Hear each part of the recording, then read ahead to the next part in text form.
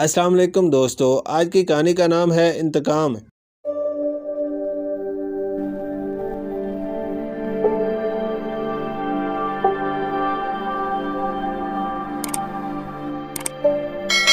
کسی جنگل میں ایک گھوڑا اور ہرن دو دوست رہتے تھے۔ ایک دفعہ کسی بات پر دونوں میں جھگڑا ہو گیا۔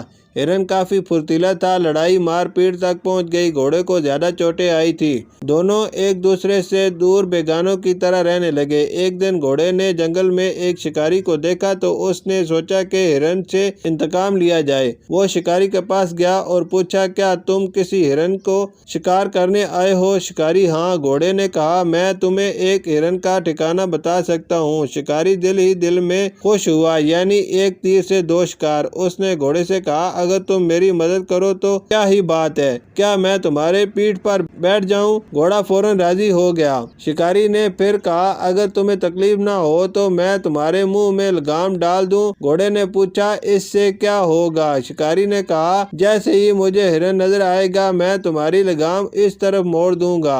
آخر شکاری نے گھوڑے کو لگام ڈالی اور زور سے کھینچا۔ ہرن کے ٹھکانے پر پہنچ کر گھوڑا ہرن کے پیچھے دوڑا۔ کچھ دور جا کر ہرن نڈال ہو گیا۔ شکاری نے ہرن کو گولی مار دی۔ گھوڑے کا انتقام تو پورا ہو گیا، لیکن وہ آج تک اس لگام سے بندھا زندگی گزار رہا ہے۔ شکریہ۔